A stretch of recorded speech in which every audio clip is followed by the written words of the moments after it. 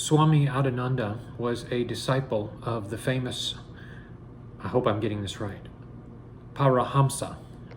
And he was one of the great yogis of the 18th century, 19th centuries. And Swami became famous for saying there are 5 types of minds. The first is Kshipta, which means the scattered mind and the always restless mind. This type of mind is the person like you see on Independence Day. You remember the first movie, Independence Day, where all of these morons are on the roof and they're holding up these signs, "Take me," and "We welcome you," and they're saying to the aliens, "Take us," basically, and they're having parties and they have little spaceship toys on their heads. And then they realize all too late that the aliens were there to tactically destroy them. Well, this is the type of person, this first class of person, that is always restless. This is the type of person that you knew in high school who always threw parties. They were always the one to come to the door with a drink in their hand. They were always the one to invite everybody over to have mindless fun. And it's as if they were not having fun if they didn't know you were not having fun. Because to them, the most painful thing is to have a still mind.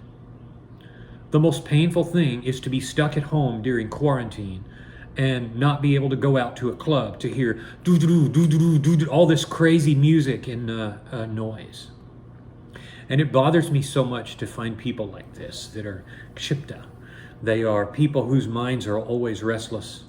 If I went to a club tonight and wanted to find a person like this and give them a talking to and say, "Do you realize you're lost?"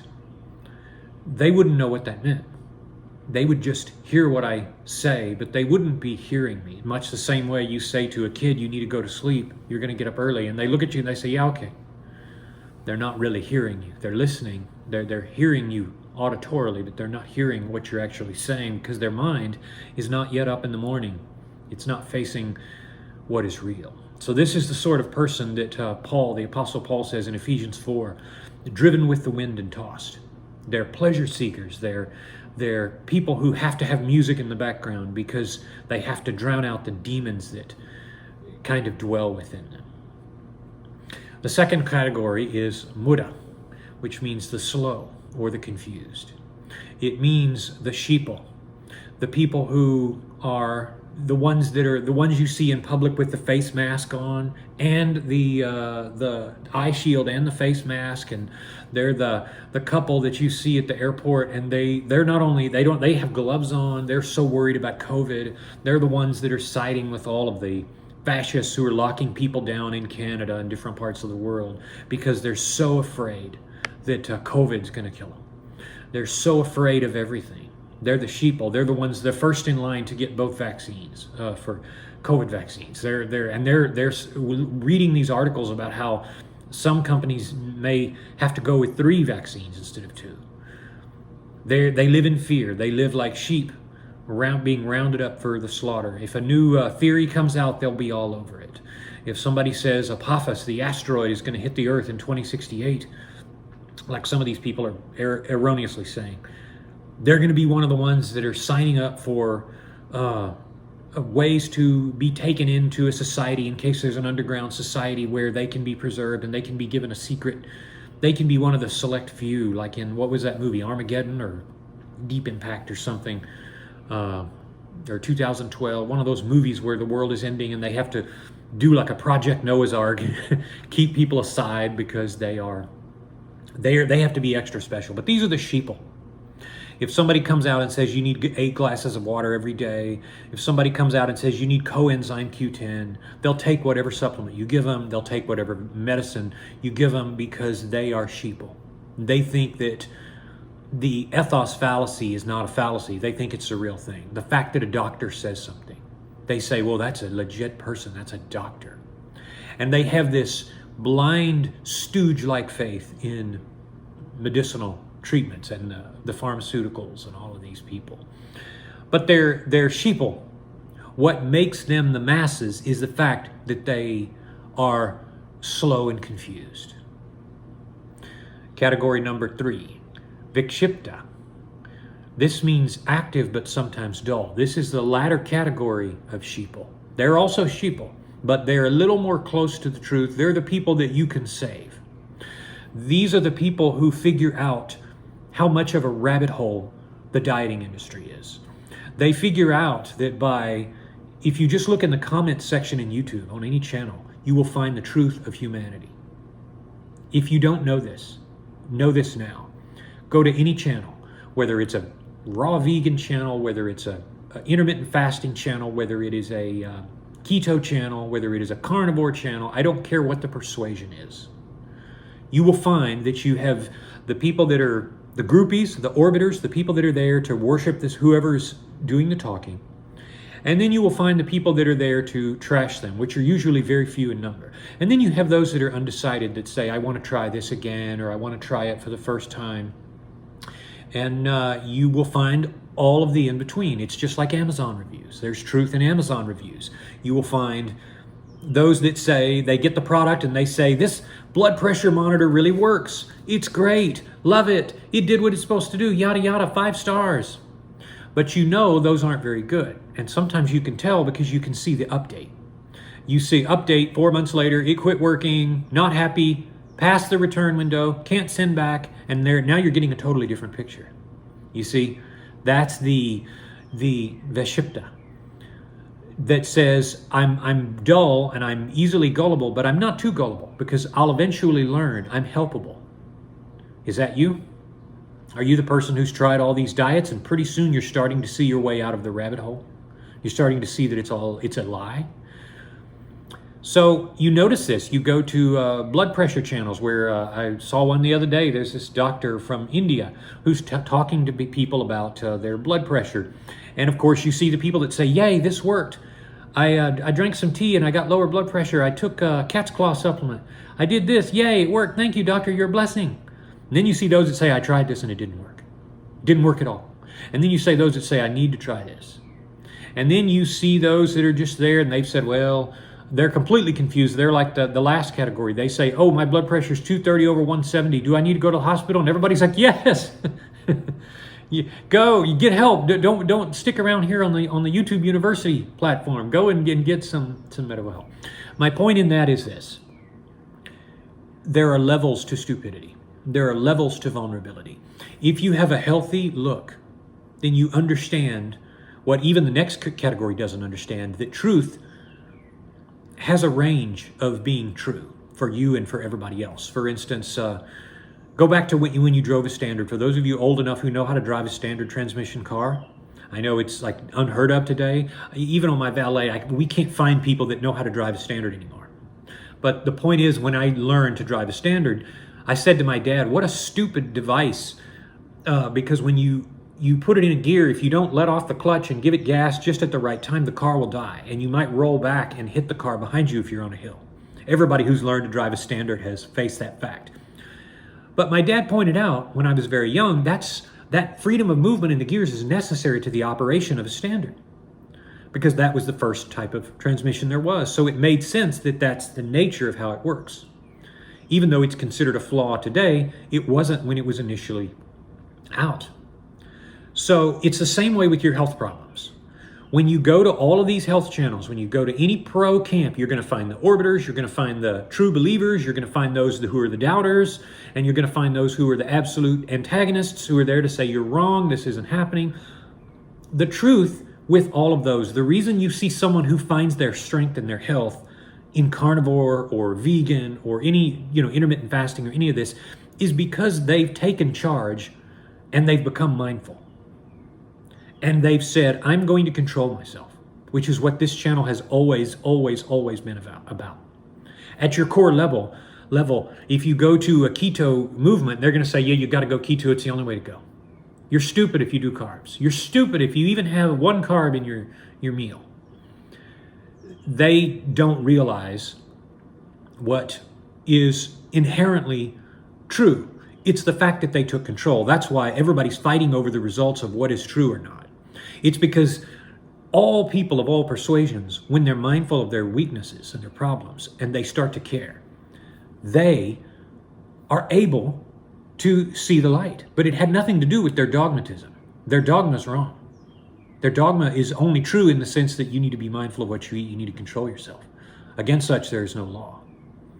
That's what the Bible says about self-control and about the fruits of the Spirit. It's something against such there is no law. Nobody's going to come along and say you should control yourself less. You'll never see that. You should be less loving. You should be less kind. You should be less virtuous. You should be thinking of those around you less. No, it's never going to happen. Nobody's going to come along and say, I think murder, we could have some murder. We could have some theft. No, you'll never see that.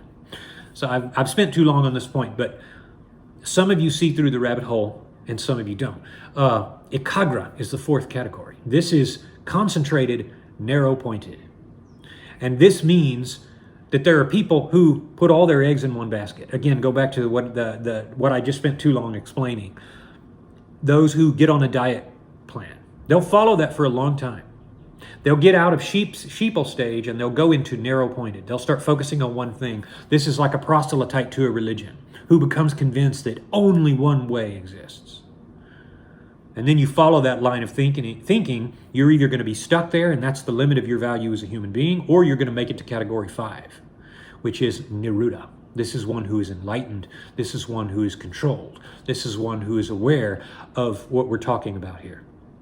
Aware, meaning they are able to see through all of the lies. They are able to see through themselves, which is the other part of this. The difference between Ekagra and Niruddha, the two final categories, sub-enlightenment and actual enlightenment, is that Niruddha knows that they have to help themselves first, and that everything they say has to be a reflection of their own success. But not just of their own success. They have to be able to see that the same thing that helps someone who is diseased is the same thing that helps someone who is just chubby and not motivated.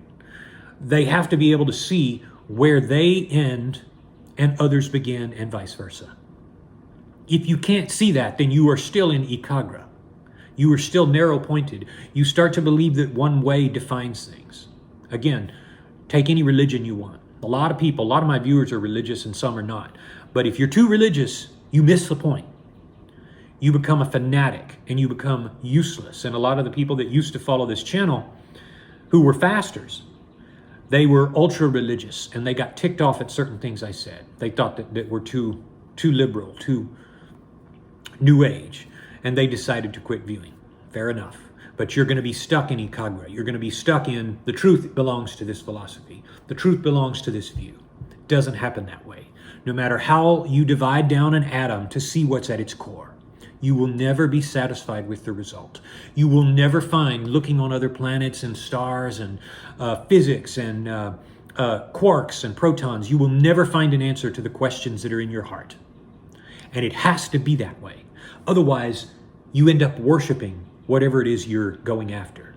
If you could truly find a God particle, if you could truly find an algorithm or an equation that defines everything and requires nothing else, guess what? You found God.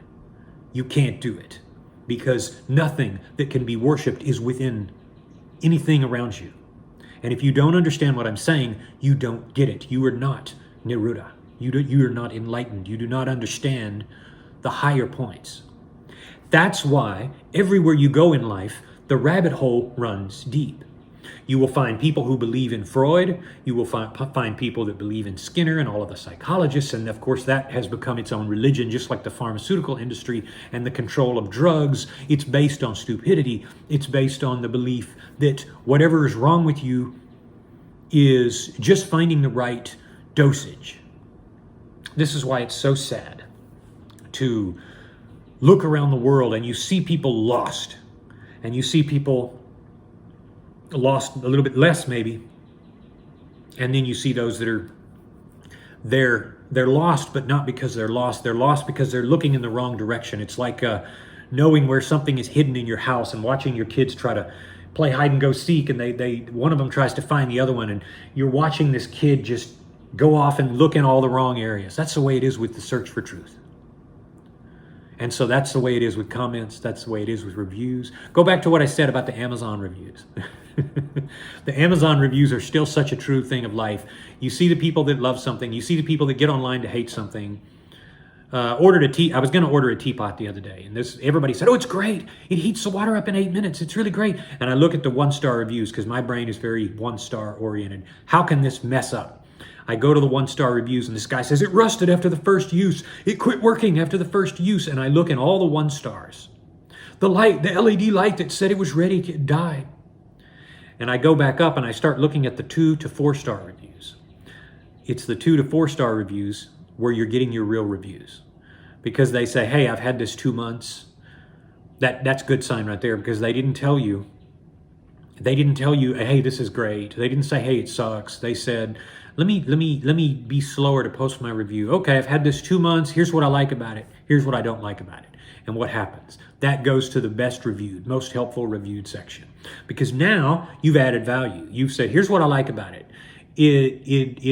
This teapot gets the tea too rancid tasting because it keeps it too hot for too long if you keep it on the stove." And then you look at that review and you say, "You know what though? That wouldn't bother me. That wouldn't bother me at all, because I'm not going to keep the tea on the stove that long." But basically everybody else says it's reliable. Everybody else says it's good. And even the people who are non-biased or the least biased are the people who have had the time with this thing. They haven't had any problems. So that's the review that ends up helping you make a decision when you're going to do something. So that pretty much points out the balance problem that we have. Anytime you're talking about mental states of mind, how are you, from day to day, what are you becoming? Are you becoming more and more balanced? Are you becoming more and more impatient? Are you becoming more and more hungry? Are you becoming more and more all about you? Do you find that when you go out in public, you say to yourself, "I really don't care anymore"? What are you becoming day by day? It was a story of a monk who went out and he saw a beautiful sunset, and he said, "Man, what a beautiful sunset." And one of the senior monks by the name of Ajahn Lee said, "Who says it's beautiful? What does it say about that person to say that it's beautiful?" Of course, that was a very good compliment to hear from for a monk to hear from a senior monk. Guess what? You understand this because it takes beauty in you to see beauty in something else. That's the way it is with wisdom. You can look at everybody who's suffering and you realize why they're suffering. It's not even a question of why they're suffering. You know that they're lost. And then you look at those who are narrow-pointed, who don't have it together yet. And you say, "Okay, you're doing good, you're looking, but you're looking in the wrong places." And then you yourself, while you look at yourself, you don't have a perfect view of yourself. You realize you're the same insecure child. You're a grown version of the insecure child you were. But you understand that. And you understand that despite all of the hardships you've endured for years on end, you found a method to the madness. You realize your own bodies are not perfect. You go to the doctor, and like most of us, you find that your doctor gives you lab results that sometimes you don't perfectly like. But you understand it. You have that sense of balance about you that says, "I don't need to look perfect. I don't need to be perfect. I only need to be in control. I only need to know where I begin and others end." That, my friends, is clarity.